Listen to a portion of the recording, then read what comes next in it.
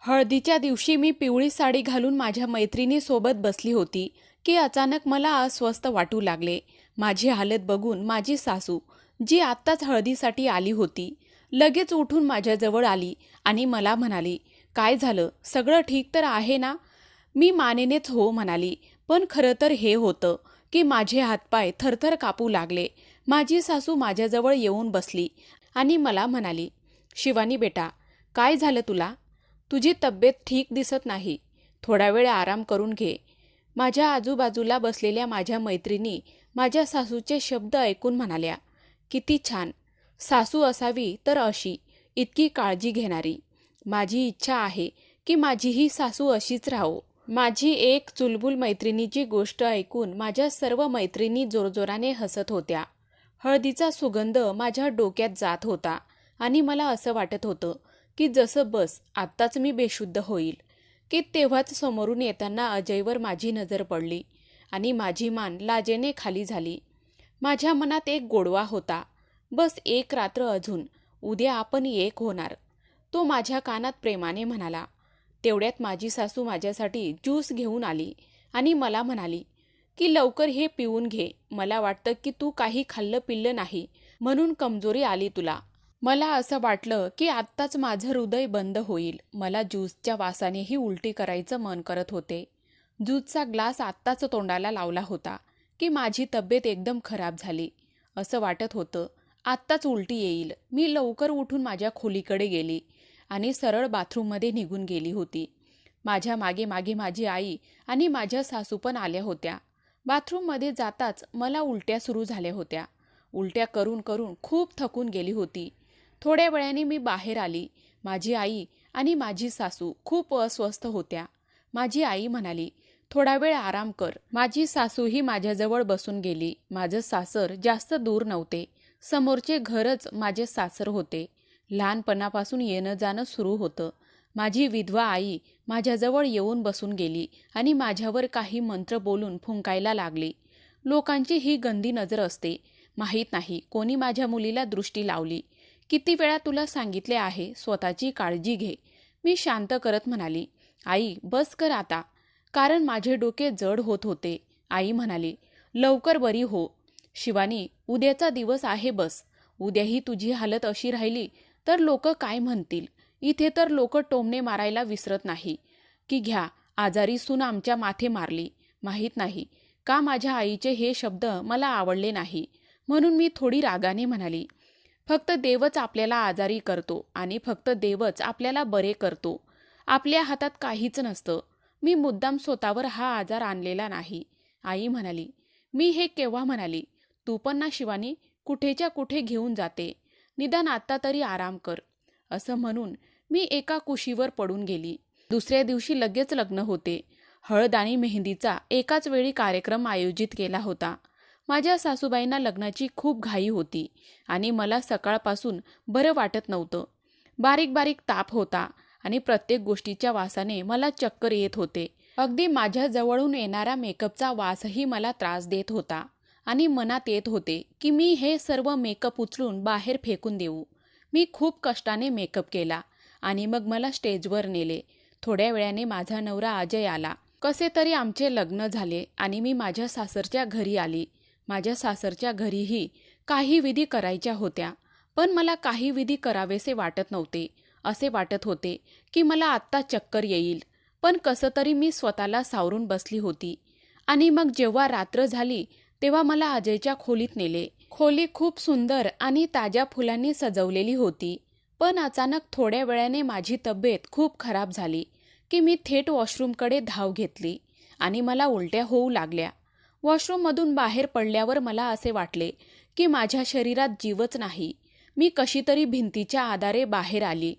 तेव्हा खोलीत उपस्थित असलेल्या माझ्या सासूने माझ्याकडे लक्षपूर्वक पाहिले आणि म्हणाल्या, "काय झालंय? तुला वारंवार उलट्या का होतात?" मग तिने मला सगळ्यांना बाहेर पाठवायला सांगितले आणि माझे चेकअप करायला सुरुवात केली. चेकअप करून त्यांनी दार उघडले आणि तितक्यात नातेवाईक खोलीत शिरल्याबरोबर माझ्या सासूबाई ओरडून म्हणाल्या की मी गरोदर आहे. माहीत नाही कोणाचं पाप आपल्या पोटात घेऊन माझ्या घरी आली. अशी चारित्र्यहीन सून मी माझ्या घरात स्वीकारणार नाही. ही बातमी अचानक कानावर पडली होती की उपस्थित सर्व महिला शांत झाल्या. लग्नाची रात्रही साजरी न केलेल्या नववधूची अजून सुवागरातही झाली नाही. अचानक तिला उलट्या होणे हे नक्की संशयास्पद होते. मी पण आश्चर्यचकित नजरेने माझ्या सासूकडे पाहत होती आणि हे सर्व ऐकून माझेही भान सुटले होते. सगळ्यांबरोबर मलाही अश्रू अनावर झाले होते. हे कसे शक्य आहे? ही बातमी माझ्या आईलाही कोणीतरी दिली होती आणि ती सुद्धा ताबडतोब माझ्या खोलीत धावत आली. माझी विधवा आई, जिची एकमेव संपत्ती फक्त अब्रू होती, ती आई एवढ्या भरलेल्या खोलीत अशी अब्रू जाताना बघून ती आपल्या पायावर उभी राहू शकली नाही आणि जमिनीवर बसली. हे सगळं काय झालं असा विचार करत होती. पण त्याहीपेक्षा मला या गोष्टीची काळजी वाटू लागली की हे कसं होऊ शकतं. कारण आजपर्यंत मला कोणी हातही लावला नव्हता. तर मग मी गरोदर कशी राहिली?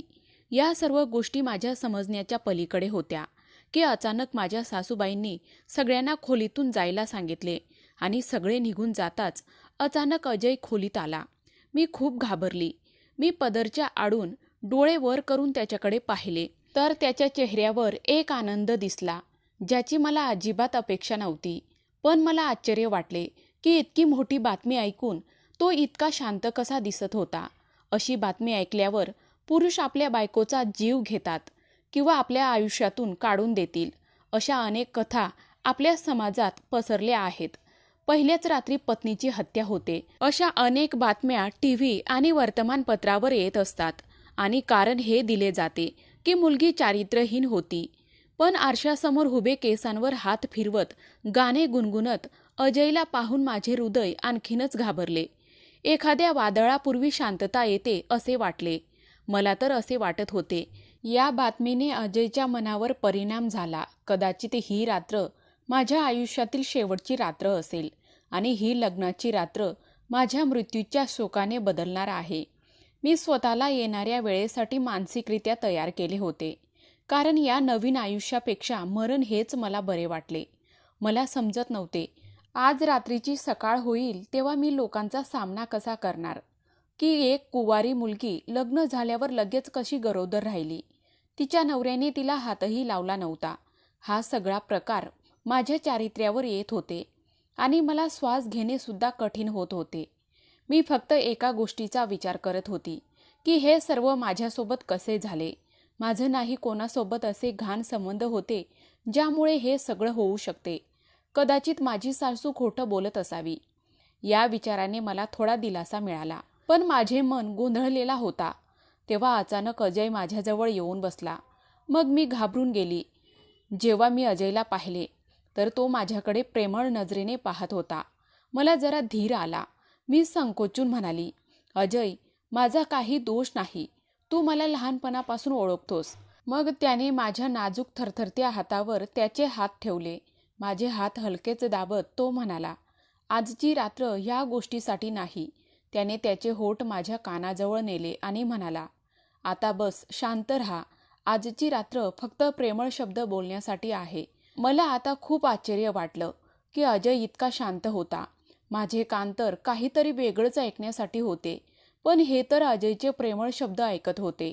मी विचार करत होती की अजय रागात येऊन तो मला विचारेल की मी कोणाचे पाप घेऊन त्याच्या खोलीत आहे. आत्ताच्या आत्ता मी त्याच्या खोलीतून निघून जाऊ. मी अजयकडून या शब्दाची अपेक्षा करत होती. माझे हातपाय थरथरत होते. माझ्या संपूर्ण शरीराला घाम फुटला होता. हळूहळू त्याने माझा पदर उचलला तर मी घाबरून एकदम डोळे खाली केले. मग त्याने खिशातून एक मखमली बॉक्स काढला ज्यामध्ये सोन्याची चेन होती. अजय म्हणाला, आवडली तुला? मी बरीच दुकाने शोधली आणि मग मला ही एक आवडली. तू जशी अनमोल आहेस तशीच ही सोन्याची चेन ही अनमोल आहे. मी वर मान करून अजयकडे पाहिले. त्याच्या चेहऱ्यावर प्रेम मिळाल्याचा आनंद होता. अजयचे हे रूप माझ्यासाठी खूप वेगळा होता. जेव्हा माझ्या सासूबाईंनी मला ही बातमी सांगितली तेव्हा अजयही खोलीत हजर होता. पण तेव्हापासून आम्ही एकांतात येईपर्यंत अजयच्या चेहऱ्यावर रागाचा एकही ठसा दिसला नव्हता. हे ऐकूनही अजय पूर्णपणे नॉर्मल वागत होता. अजयने मला सोन्याची चेन दिली आणि 1,00,000 रुपयेही दिले. मला आश्चर्य वाटले. अजय म्हणाला, की यावर फक्त तुझाच अधिकार आहे. मी काळजीने कधी पैशाकडे तर कधी अजयच्या चेहऱ्याकडे पाहू लागली. मला समजत नव्हते की या प्रसंगी काय बोलू. मला फक्त एकाच गोष्टीची भीती वाटत होती की अजयचा जो दृष्टिकोन मी पाहत होती तो कधीही बदलू शकतो. पण मला तेव्हा जास्त आश्चर्य वाटले जेव्हा अजयने मला सांगितले की तू कपडे बदलून घे आणि आराम कर. एवढ्या भारी साडीमध्ये तुला त्रास होईल. तसंही तुझी तब्येत बरी नाहीये. अजयचे बोलणे ऐकून मी त्याच्याकडे स्तब्ध नजरेने पाहू लागली. पण मी काहीच बोलू शकली नाही. कारण आजपर्यंत जे काही माझ्यासोबत घडत होते मला काहीच समजत नव्हते. तर मला अजयचा मूड कसा समजणार. मी शांतपणे उठली आणि लग्नाची साडी बदलून मी साधा कॉटन सूट घातला. मेकअप साफ केला आणि आरशात माझा चेहरा काळजीपूर्वक पाहू लागली की कालपर्यंत माझ्या आयुष्यात जो आनंद आणि सुंदर नवीन जीवनात सुगंध होता तो पूर्णपणे बदलला होता. पण आश्चर्याची गोष्ट म्हणजे सर्व काही तसेच होते. मी कुवारी असूनही गरोदर झाली होती. मी माझ्या पोटावर हात ठेवला आणि मग आरशाकडे पाहू लागली. हे कसं झालं? त्रासामुळे माझ्या चेहऱ्याचे हावभाव बदलू लागले. मी वॉशरूममधून बाहेर आल्यावर कपाटात माझी साडी अडकवली आणि अचानक माझी नजर बेडवर पडली, जिथे फुलांचा सुगंध अजून दरवळत होता. बेडवर गुलाबाची पाने तशीच पडून होती आणि बेडच्या पलीकडे अजय पडून होता. या रात्रीची मी पाहिलेली सर्व स्वप्ने काचेसारखी तुटून पडली होती. हे विचार करून माझे डोळे अश्रूंनी भरले होते. मी माझ्या आयुष्याच्या कोणत्या टप्प्यावर येऊन पोचली आहे, जिथे मी आपोआप घाण झाली आहे. मला माहीत नाही माझ्या आईची काय अवस्था असेल. एवढी मोठी बातमी ऐकून ती माझ्याबद्दल काय विचार करत असेल. तिला तिच्या संगोपनाचा खूप अभिमान होता आणि आता तिचा हा अभिमान कुणाच्या तरी पायाखाली चिरडला गेला. हे भगवान, हे माझ्यासोबत काय झालंय? मला काहीच समजत नव्हतं. मी मनातच रडत होती. अजय कदाचित आधीच झोपला होता म्हणून मीही त्याच्या शेजारी झोपली. पण मला झोप कुठे येणार होती. माझे डोके वेदनेने फुटत होते. अरे देवा, माझ्याकडे असे कोणीही नाही ज्याला मी माझे दुःख सांगू. नाही तू मला भाऊ दिलास, नाही तू बहीण दिलीस जिच्या मिठीत मी रडून माझे दुःख हलके करू शकेन. माझा हा प्रश्न कसा सुटणार हे माझ्या समजण्या पलीकडचे होते. अरे देवा, तू हे माझ्यासोबत काय केलेस? मी स्वतःला पुन्हा पुन्हा एकच प्रश्न करत राहिली आणि दुखी होत होती. मी माझ्या शेजारी झोपलेला माझा नवरा अजयकडे पाहिलं, जो खूप शांत झोपला होता. आणि एक मी होती जी विचार करून करून माझी झोप उडाली होती. आजची रात्र मला खूप मोठी वाटत होती, जी कधीही न संपणारी होती. पहाटे 4 वाजता माझे डोळे लागले की थोड्या वेळाने दारावर थाप पडली आणि माझे डोळे उघडले. मी डोकं वळवून दुसरीकडे बघितलं. मग अजयने थोडं डोकं वर करून दाराकडे पाहिलं. मग उठून बसला. जशी त्याची नजर माझ्यावर पडली तो हसायला लागला. मी पण उठून बसली आणि रात्रीच्या घटना एक एक करून आठवू लागल्यावर माझे डोके पुन्हा जड व्हायला लागले. बस, मी फक्त अजयचा राग काढण्याची वाट पाहत होती. अशी कोणतीही चिन्हे दिसली नाहीत ज्यामुळे मला शंका येईल. पण अजूनपर्यंत असं काही दिसत नव्हते की अजय माझ्यावर रागवेल. तेवढ्यात मग गुड मॉर्निंग मॅडमजी, अजयचा खूप गोड आणि प्रेमळ आवाज माझ्या कानात आला. म्हणून मी पण हळूच त्याला गुड मॉर्निंग म्हणाली आणि मग तो बेडवरून खाली उतरला आणि दाराच्या दिशेने गेला. तर समोर त्याची आई उभी होती आणि त्याच्या आईसोबत एक मोलकरीण ट्रे घेऊन आत आली. शिवानी, लवकर नाश्ता कर, मग तुला इंजेक्शनही द्यायचं आहे. रात्रीपासून तू खूप अशक्त झाली आहेस. तुला इंजेक्शन द्यावे लागेल. मी काहीच न समजता त्यांच्याकडे बघू लागली. मग त्यांनी मोलकरणीला इशारा केला आणि तिने माझ्या बेडवर ट्रे ठेवला. माझ्या सासूबाई म्हणाल्या, शिवानी, लवकर नाश्ता कर. त्यानंतर आजच तोंड दाखवायची विधी करायची आहे. काही वेळात पाहुणे यायला लागतील. बरीच तयारी करावी लागणार आहे.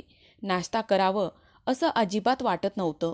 पण मी जवळजवळ 2 दिवस उपाशी होती. उलट्या करून करून माझे पोट पूर्णपणे रिकामे झाले होते. त्यामुळे मला माझ्या पोटात एक विचित्र वेदना आणि रिकामे वाटू लागले होते. मग माझ्या सासूबाई अजयकडे वळल्या आणि म्हणाल्या, अजय, आज पार्टीसाठी तुझा ड्रेस तयार आहे. तो घालून बघ. तुला इस्त्री कमी वाटत असेल तर मला सांग. मी मोलकरणीला बोलून पुन्हा इस्त्री करून देईन. मी त्या दोघे आई आणि मुलाला आज विधीच्या तयारीबद्दल खूप आनंद झालेला पाहून आणि त्यांचे बोलणे ऐकून मला खूप आश्चर्य वाटले. मग मी हळूच उठली आणि वॉशरूममध्ये गेली आणि फ्रेश होऊन बाहेर आली. मी ब्रेड आणि चहा उचलला. जसं मी चहाचा कप संपवून ट्रेवर ठेवला तर मोलकरणीने माझ्या समोरचा ट्रे उचलला आणि बाहेर निघून गेली. तेवढ्यात माझ्या सासूबाई माझ्याजवळ येऊन बसल्या. तिने तिच्या बॅगमधून एक इंजेक्शन काढले आणि मला हात पुढे करायला सांगितले. मी शांतपणे हात पुढे केला. मग त्यांनी मला इंजेक्शन दिले. थोडा त्रास झाला पण नंतर ठीक झालं. इतक्यात अजयचा भाऊही खोलीत आला. अजयचा हा भाऊ वेडा होता. तो लहान मुलांसारखा वागायचा. तसं तो 25 वर्षाचा होता. तो आत आला आणि मला पाहून टाळ्या वाजवून म्हणाला, "मम्मी, आता ही आपल्यासोबतच राहील का?" माझ्या सासूबाई हसून म्हणाल्या की हो हो, आता ही आपल्या घरातच राहणार. ठीक आहे, आता तू बाहेर जा. तिला तयार व्हावे लागेल. मग आपण तिला घेऊन लग्न हॉलमध्ये निघू. माझ्या सासूच्या बोलण्याने माझ्या दिराचा मूड बिघडला. पण अजय त्याला जबरदस्ती बाहेर घेऊन गेला. आता खोलीत मी आणि माझी सासू एकटेच होतो. तेव्हा अचानक ती माझ्याकडे आली आणि माझ्या मांडीवर थोडे पैसे ठेवले आणि म्हणाली, "हे पैसे खर्च कर आणि तुला मूल झाल्यावर अजून पैसे मिळतील." माझ्या सासूबाईचे शब्द ऐकून आधी मला आश्चर्य वाटले, पण नंतर मला राग आला. मी बोलणारच होती, पण ती अचानक म्हणाली, "तुला आता काही बोलण्याची परवानगी नाही शिवानी. सध्या घरात पाहुणे आहेत आणि मला दुसरं काही ऐकायचे नाही." मी म्हणाली, "पण मी तुम्हाला एक प्रश्न विचारणार आहे आणि देवाच्या कृपेने त्याचे उत्तर मला देऊन जा. मला समजले नाही की तुम्ही मला हे पैसे का दिलेत आणि माझा या बाळाशी काय संबंध आहे. मी पूर्णपणे कुवारी आहे." "बरं, तू कुवारी आहेस?" माझ्या सासूबाईंनी माझ्याकडे थोडे रागाने पाहिले. "तू जर कुवारी आहेस तर हे मूल तुझ्या पोटात काय फुंक मारून आलं? तू कोणाला मूर्ख बनवत आहेस शिवानी? मी खूप अनुभवी दाई आहे. दुर्दैवाने आता तुझी सासू झाली. लग्नाआधी मला या गोष्टी कळाल्या असत्या तर मी तुला कधीच माझी सून बनवलं नसतं. पण माझ्या नवऱ्याने तुझ्या बाबांना वचन दिले होते की दोन्ही मुलांची लग्न होईल. ते वचन मी निभावले आहे आणि म्हणूनच मला गप्प राहावे लागले. उरली गोष्ट पैशाची, तर मी तुला हे पैसे याच्यासाठी दिले आहेत की तू तुझ्या मनाला जे पाहिजे ते खा पी आणि तुझी तब्येत सुधरव. आम्ही तुझ्यासाठी हेच करू शकतो आणि जोपर्यंत शक्य आहे तोपर्यंत करत राहू." एवढं बोलून माझी सासू बाहेर गेली होती. मी लगेच धावत जाऊन खोलीचा दरवाजा आतून लावला आणि रडायला लागली. मला समजत नव्हते की मी माझ्या सासूबाईचे आभार मानू की माझ्यासारख्या मुलीला त्यांनी स्वीकारलं होते, की माझ्या नशिबावर रडत बसू, की ज्याने मला या परिस्थितीत पोचवले होते, की मी माझ्याच लोकांना टाळायला लागली होती, की माझ्या घरातल्या लोकांच्या सामोरे कसे जाऊ. अरे देवा, मी कोणत्या परिस्थितीत येऊन पोचली, जिथे पुढे खड्डा आहे आणि मागे विहीर आहे. अजय आणि माझ्या सासूबाईचे वागणे बघितले तर त्यांच्यापेक्षा मला जवळचं कोणी दिसत नाही. असे वाटते की ते दोघेही माझे खूप मदतगार आहेत आणि दुसरीकडे आपल्याच घरची आबरू बेआबरू करणारी लोक मला समजत नाही. जर त्यांचं माझ्यावर इतकं प्रेम आहे आणि त्यांना माझ्या आबरूची इतकी पर्वा आहे तर त्यांनी ही बातमी लपवूनही ठेवली असती. माझ्या सासूबाईने मला माझ्याच आईसमोर बेआबरू केले. माझ्या आईने कसे खाली बसून माझ्या सासूचे पाय धरले होते की ही बातमी कुठेही सांगू नका, मी तुमच्या पाया पडते. माझ्या आणि माझ्या मुलीच्या इज्जतीचा प्रश्न आहे.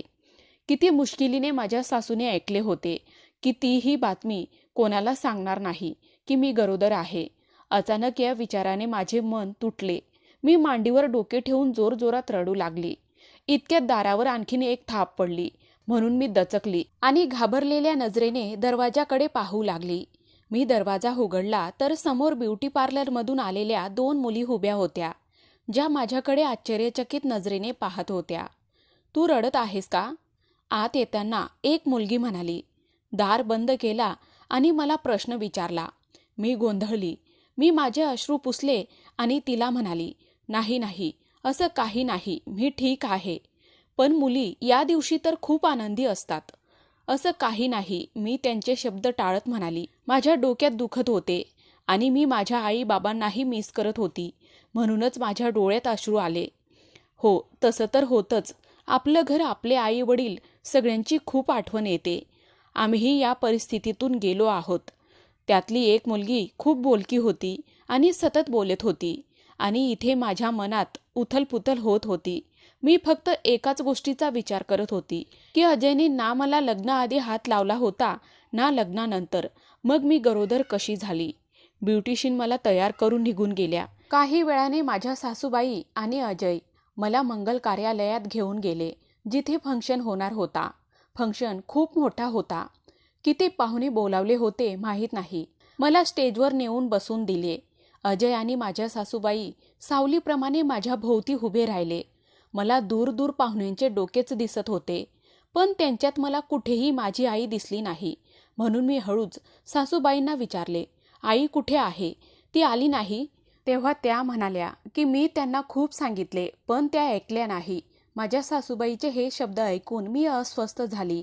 मी म्हणाली, मम्मी ठीक तर आहे ना? हो हो, ती एकदम बरी आहे, पण साहजिकच आहे. तिच्यात आमच्यासारखी सहनशीलता नाही. आपली चारित्र्यहीन मुलीला तोंड द्यायची, जी लग्नाआधीच कोणाचे तरी पाप पोटात वाढवत आहे. माझ्या सासूबाईचे बोलणे ऐकून इच्छा नसतानाही शर्मेने मान खाली घातली. मी स्वतःला गुन्हेगार समजू लागली. तोंड दाखवण्याची विधी संपली होती. मी माझ्या सासूबाईंना सांगितले, मला माझ्या आईला भेटायचे आहे, म्हणून त्यांनी मला परवानगी दिली. माझ्या आईची माहीत नाही काय अवस्था असेल. लग्न हॉलमधून घरी आलो. मी लगेच माझ्या आईकडे आली. माझ्या आईचे घर माझ्या सासरच्या घरापासून फार दूर नव्हते. दोन्ही घरे एकाच कॉलनीत होती, एकदम समोरासमोर होती. पूर्वी दोन्ही घरे एकच होती, मग दोन्ही घरांच्या मधोमध तोडून एक रस्ता बनवला गेला. त्यामुळे दोन्ही घरे वेगळे झाले होते. हे घर माझ्या वडिलांनी आणि अजयच्या वडिलांनी मिळून विकत घेतले होते. हे घर नाही, एक पूर्ण राजवाडा होता. माझे वडील आणि अजयचे वडील खूप जवळचे मित्र होते. दोघेही भावासारखे राहत होते. आमचे दोन्ही कुटुंब एकत्र राहत होते. माझ्या कुटुंबात माझे आई वडील आणि मी एकटीच होती. तर अजयच्या कुटुंबात अजयचा धाकटा भाऊ रणजित आणि त्याचे आई वडील होते. दोन्ही कुटुंबातील लोक आपुलकीने राहत होते. माझे वडील खूप मेहनती होते.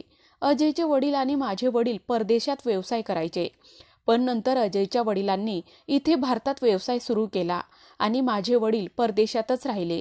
आता ते परदेशातला व्यवसाय सांभाळायचे आणि अजयचे वडील भारतातला व्यवसाय सांभाळायचे. पण अजयचे वडील अतिशय आळशी व्यक्ती होते आणि त्यांनी आपल्या कामात लक्ष दिले नाही. पण माझ्या वडिलांना याची पर्वा नव्हती. त्यांच्यात खूप घट्ट मैत्री होती आणि ते अजयच्या वडिलांना आपल्या भावासारखे मानत होते. पण हळूहळू माझ्या वडिलांना वाटू लागले की आपला मित्र आपल्या पैशावर मजा करत आहे आणि स्वतः कोणतेही काम करत नाही. मग वडिलांनी सर्व काही वाटून घेतले. या घराचे देखील 2 भागात वाटणी केली. मध्यभागी एक रस्ता बनवला. आम्ही एका बाजूला राहत होतो आणि अजयचे कुटुंब दुसऱ्या बाजूला राहत होते. अजयच्या वडिलांना हरामाच्या पैशाचे व्यसन होते. आता त्यांना कोणतेही काम होत नव्हते. हळूहळू त्यांचा व्यवसाय बुडायला लागला होता. नंतर त्यांच्याकडे काहीच उरले नव्हते. आता ते छोट्या मोठ्या नोकऱ्या करून आपला उदरनिर्वाह करत असे. पण आमच्या घरात खूप पैसा होता. अजयची आई स्वतःला स्त्रीरोग तज्ज्ञ म्हणायची, पण प्रत्यक्षात ती दाई होती आणि सरकारी दवाखान्यात काम करत होती. एका वाईट केसमुळे तिला तिची नोकरी गमवावी लागली, पण नंतर तिला कुठेही नोकरी मिळू शकली नाही. ती आपल्याच परिसरात डिलिव्हरी करू लागली. मग एके दिवशी अजयच्या वडिलांची नोकरीही गेली, कारण त्यांचे कामात मन लागत नव्हते. आता अजयच्या घरच्यांची खाण्यापिण्यासाठी धडपड सुरू झाली. माझ्या वडिलांना ते बघवलं नाही आणि मग ते अजयच्या वडिलांना थोडेफार पैसे द्यायचे. घर खर्चासाठी पैसे पाठवत राहिले. असेच अजयच्या घराचा खर्च होत होता. पण त्याच वेळी माझ्या वडिलांचे आणि अजयच्या वडिलांचे निधन झाले. दोघेही कुठेतरी फिरायला जात असताना कारचे ब्रेक फेल होऊन कार खड्ड्यात पडली. दोघांचाही जागीच मृत्यू झाला. वडिलांच्या अचानक निधनाने आमचे संपूर्ण कुटुंब हादरून गेले. पण तोपर्यंत अजयला नोकरी लागली होती आणि तो घर सांभाळू लागला होता. माझ्या सासूबाईंना 2 मुलं होते, एक अजय आणि दुसरा रणजित. रणजित जरा मानसिक रोगी होता. अजय आणि माझी लहानपणापासूनच खूप चांगली मैत्री होती. आमच्या वडिलांनी आमचे लग्न आमच्या लहानपणीच ठरवून दिले होते. माझी आई त्यांच्यापुढे एक शब्दही बोलू शकत नव्हती. आणि माझ्या आईला देखील अजय खूप आवडत होता. आणि अशा प्रकारे मी एका घरातून दुसऱ्या घरात आली होती. माझ्या आईने हे नाते याच्यासाठी स्वीकारले कारण मी माझ्या आई वडिलांची एकुलती एक मुलगी होती आणि माझ्या आईला मला अनोळखी लोकांच्या घरात द्यायचे नव्हते, कारण ती स्वतः विधवा होती आणि मी अनाथ होती. आम्हाला कोणाची साथ नव्हती. माहीत नाही हे अनोळखी लोक कसे असतील. म्हणूनच माझ्या आईला अजयशी माझे लग्न करणे योग्य वाटले.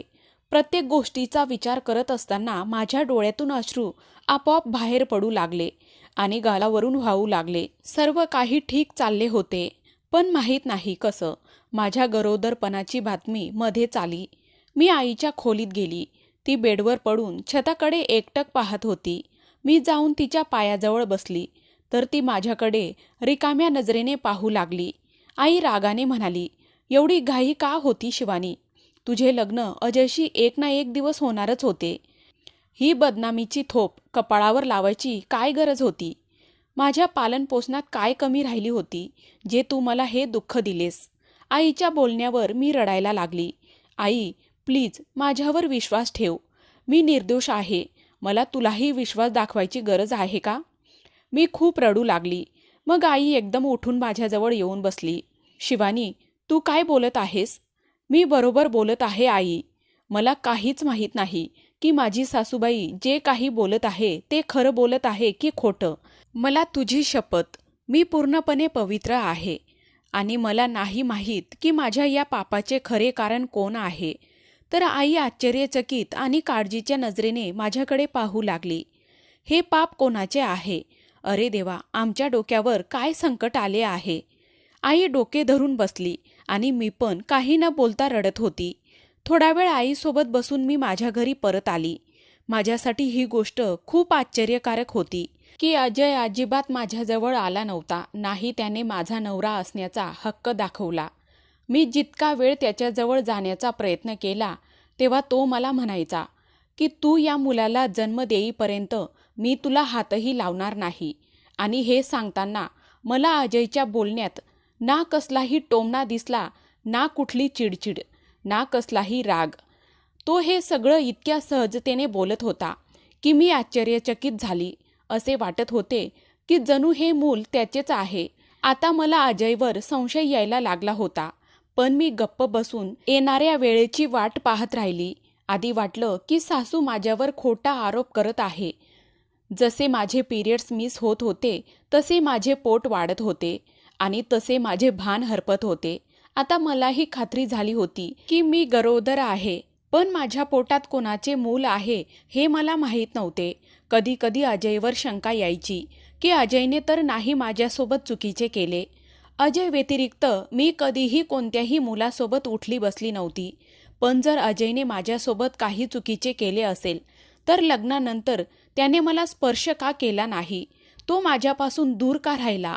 आणि माझा दुसरा संशय माझ्या दिरावर, रणजितवर होता. पण तो मानसिक आजारी होता. तो माझ्यासोबत हे सर्व कसे करू शकत होता? पण मीही सर्व सत्य जाणून घेण्याचा निर्णय घेतला होता की माझ्या पोटात कोणाचे मूल होते. माझ्या आयुष्यात अजय आणि रणजित शिवाय दुसरा कोणताच पुरुष नव्हता. मी ठरवले की मुलाचा जन्म होताच मुलाची DNA टेस्ट करून घेईल. मी 9 महिन्याची गरोदर राहिल्यावर गपचूप माझी तपासणी करून घेतली होती की अचानक माझ्या वेदना सुरू झाल्या. आई माझ्यासोबत होती आणि एका तासात मी एका सुंदर मुलीला जन्म दिला. पण ही बातमी ना मला आनंद देऊ शकली, नाही माझ्या आईला. मी डॉक्टरांना सांगितले की मला माझ्या बाळाचा DNA करवून घ्यायचा आहे. तेव्हा डॉक्टरांनी माझ्याकडे खूप आश्चर्याने पाहिले. पण माझ्या चेहऱ्यावरचे गोंधळलेले भाव पाहून त्यांनी आणखी प्रश्न विचारला नाही आणि मुलाचा DNA काढून घेतले. मी बाळाला घेऊन शांतपणे घरी आली. माझ्या सासूबाई आणि अजय मुलीला पाहून खूप आनंदित झाले आणि मलाही त्यांच्या जवळ घेतले. पण मी सपाट डोळे करून माझ्या सासूबाई आणि माझा नवरा अजय यांच्याकडे बघतच राहिली. आणि जसं DNAचा रिपोर्ट माझ्या समोर आला तेव्हा मला कळाले की माझ्या बाळाचे खरे वडील रणजित आहेत. तेव्हा माझ्या पायाखालची जमीनच निघून गेली. तो DNA रिपोर्ट आणून माझ्या सासूच्या आणि माझ्या नवऱ्याच्या चेहऱ्यावर मारला आणि त्यांना सांगितले की हे सर्व काय आहे. माझ्या सासूचा रंग अचानक बदलला होता आणि दुसरा रिपोर्ट मला अजयच्या खोलीतून मिळाला होता. तो अजयचा होता. मला तो अजयच्या कपाटातून मिळाला होता. अजय या कपाटाला नेहमी कुलूप लावून ठेवायचा. एके दिवशी तो कुलूप लावायला विसरला. म्हणून उत्सुकतेपोटी मी कपाट उघडून पाहिलं की या कपाटात असं काय आहे. अजय नेहमी कुलूप लावून ठेवतो. तर हे रिपोर्ट मला तिथेच दिसली. त्या रिपोर्टनुसार अजय नपुसक होता आणि मूल होण्यास असमर्थ होता. आता मला या आई मुलाचे संपूर्ण कार्यस्थान समजले. त्यांना अजयची कमी लपवायची होती, कारण माझ्या सासूबाई आणि अजयला असे वाटत होते की अनैतिक मूल जन्माला आल्यानंतर कधीही वर मान करून बघण्याची लायकीची राहणार नाही, किंवा मी मुलाच्या वडिलांबद्दल कोणतेही प्रश्न विचारणार नाही. आणि तळाच्या आत हे होते. आणि उरला प्रश्न अजयच्या कमतरतेचा, तर मी ती यासाठी सहन करेन, कारण मी एक चारित्र्यहीन मुलगी आहे. मी लग्नाआधीच गरोदर राहिली आहे आणि माझ्या या कमतरतेमुळे मी अजयला एवढी मोठी कमी सोबत स्वीकारेन. पण सर्व काही उलट झाले आणि मला सर्व काही माहीत झाले. माझ्या सासूबाईंनी घर ताब्यात घेण्यासाठी तिच्या दोन्ही मुलांचा वापर केला होता. माहीत नाही रणजित किती वेळा माझ्या इज्जतीशी खेळला होता, कारण माझ्या सासूबाई जेव्हा काही चांगलं जेवण बनवायच्या तेव्हा त्या मला त्यांच्या घरी बोलवून घ्यायच्या आणि रात्रभर सोबत ठेवायच्या. त्याच्या दुसऱ्या दिवशी सकाळी दिवसभर माझे डोके जड असायचे आणि माझे शरीर दुखत होते. पण मला समजत नव्हते की माझी तब्येत एवढी का खराब होती. आणि आता मला समजले की मला बेशुद्धीचे औषध देऊन माझं शरीर त्यांचा मुलगा रणजित याच्या ताब्यात देत होती, जो मानसिक रोगी होता पण शारीरिकदृष्ट्या पूर्ण माणूस होता. तो रात्रभर माझ्या शरीराशी खेळायचा. त्यामुळे मी गरोदर राहिली आणि माझी सासू या संधीची वाट पाहत होती. आता त्यांनी माझ्यावर अजयसारख्या नपुसक मुलाचे लग्न लावून माझ्यावर आणि माझ्या आईवर उपकार केले, कारण अजयचा भ्रमही कायम राहो आणि मी माझ्या सासूबाईच्या उपकाराखाली माझे संपूर्ण आयुष्य शांतपणे जगेन. एका दगडात दोन शिकार. पण मी आणि माझ्या आईने ठरवले की आम्ही या अत्याचाराविरुद्ध बोलू. आणि मग मी पोलीस ठाण्यात जाऊन माझी सासू आणि तिच्या दोन्ही मुलांविरुद्ध तक्रार दाखल केली. माझा नवरा अजय आणि माझी सासू यांना 5 वर्षाची शिक्षा झाली. तर रणजित मानसिक रोगी होता म्हणून त्याला सोडण्यात आले. पण आता माझ्यासाठी जास्त त्रास झाला होता, कारण आता रणजितची काळजी घेणारे कोणी नव्हते आणि आता रणजितची जबाबदारी माझ्यावर येऊन पडली होती. मी या गोष्टीला रणजितला दोषी ठरवू शकत नाही, कारण तो निर्दोष होता. त्याने सांगितल्याप्रमाणे केले. रणजितला चांगलं वाईट याची कल्पना नव्हती. मी रणजितची काळजी घेऊ लागली. रणजितची काळजी घेताना मला जाणवले की रणजित मनाने खूप चांगला मुलगा आहे. लहान मुलांसारखा मन मोकळा आहे. त्याच्या मनात कोणतेही पाप नव्हते. तो माझ्यासोबत खूप खुश राहत होता. मी रणजितला डॉक्टरांकडे घेऊन गेली आणि रणजितची तपासणी करून घेतली. रणजितची तपासणी केल्यानंतर डॉक्टर म्हणाले की रणजित ठीक होईल, पण त्याच्या उपचारासाठी खूप जास्त पैसे लागतील. आणि जितके पैसे डॉक्टरांनी मला सांगितले तितके पैसे माझ्याकडे नव्हते. रणजितचा इतका महाग उपचार मी नाही करू शकत होती. पण आता मला माझ्या मुलीचा भविष्यही दिसत होता. काहीही म्हणा, पण जी मुलगी माझ्या मांडीवर होती ती माझीच होती आणि तिचे वडील होते रणजित. मी माझ्या मुलीच्या भविष्याची खेळू शकत नाही. मी माझी सर्व बचत आणि माझे घर सुद्धा विकून दिले आणि रणजितच्या उपचारावर पैसे खर्च केले. देवाच्या कृपेने रणजित हळूहळू बरा होत गेला. काही औषधांचा परिणाम होता, तर काही माझ्या प्रेमाचा आणि काळजीचा होता. रणजित एकदम बरा झाला होता. मी इतकी काळजी घेतल्याने रणजित माझ्यासाठी वेडा झाला होता. तो माझ्यावर प्रेम करू लागला होता आणि मी देखील आता रणजित शिवाय राहू शकत नाही. मी पण रणजितवर प्रेम करू लागली आणि मग मी रणजितशी लग्न केले. पण आज रणजित पूर्णपणे बरा झाला आहे, पण तो जुन्या गोष्टी विसरला नव्हता. त्याच्या आईने त्याचा कसा वापर करून माझ्यावर अन्याय केला. रणजितला त्याचा खूप पश्चाताप झाला. त्याने माझी माफी मागितली की मी तुझ्या इज्जतीशी खेळलो होतो, मला माफ कर. मी रणजितला कधीच माफ केले होते, कारण मी कधीच त्याला चुकीचा समजत नव्हते. आज मी आणि रणजित लग्नबंधनात अडकून आयुष्य सुंदर जगत आहोत. माझी सासू आणि अजयची शिक्षा पूर्ण होणार होती आणि तेव्हाच रणजित म्हणाले की आपण त्या लोकांसोबत राहणार नाही. रणजित मला भाड्याच्या घरात घेऊन आला. मी, माझी आई आणि रणजित आता या भाड्याच्या घरात राहतो. रणजितने बँकेकडून काही कर्ज घेऊन व्यवसाय सुरू केला. देवाच्या कृपेने व्यवसाय चांगला चालला. आम्ही खूप शांतीत जीवन जगत आहोत. मित्रांनो, तुम्हाला स्टोरी कशी वाटली कमेंट्स करून नक्की सांगा.